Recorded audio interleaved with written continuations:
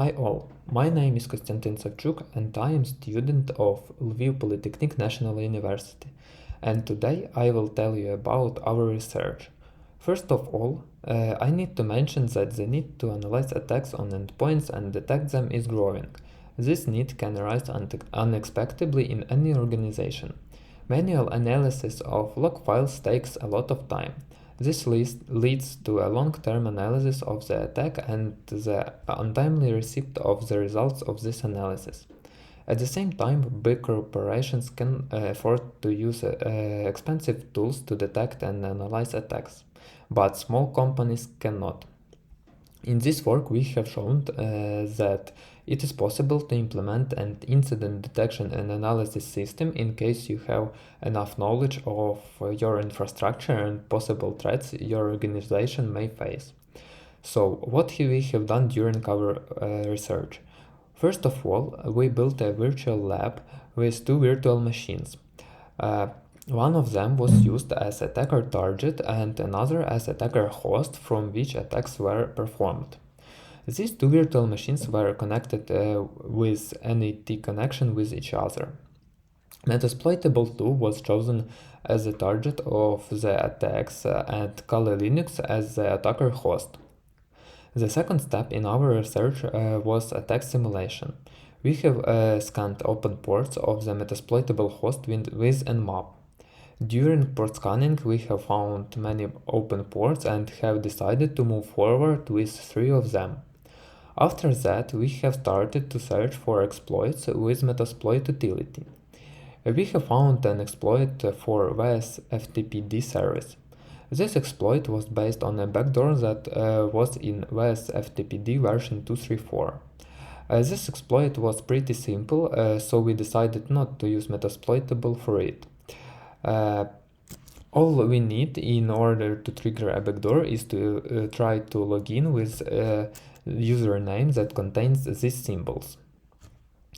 After that, we were listening to incoming connection on port ST6200.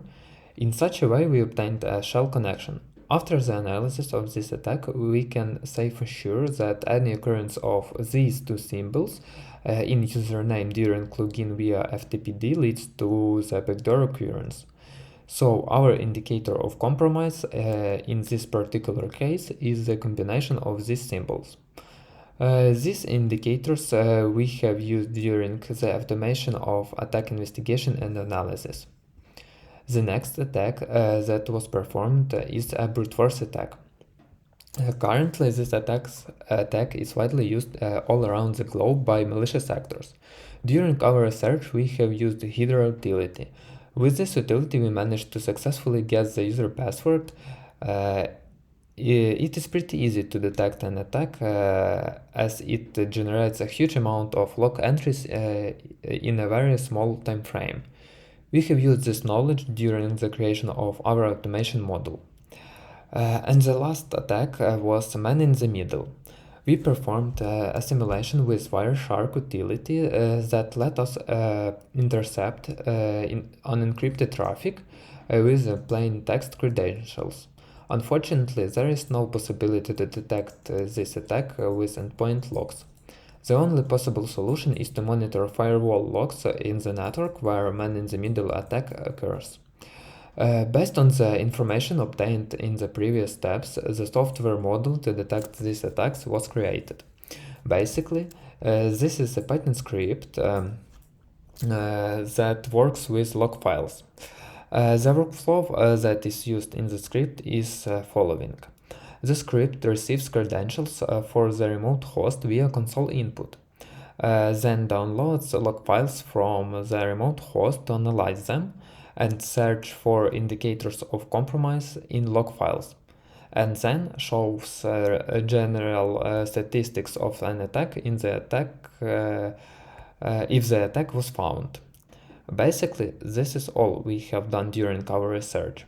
To conclude, in this work, various types of attacks were simulated, and the software model for automation detection of attacks was implemented using the patterns of the attacker behavior found during the simulation. Also, this model was tested by simulating attacks in order to demonstrate its effectiveness.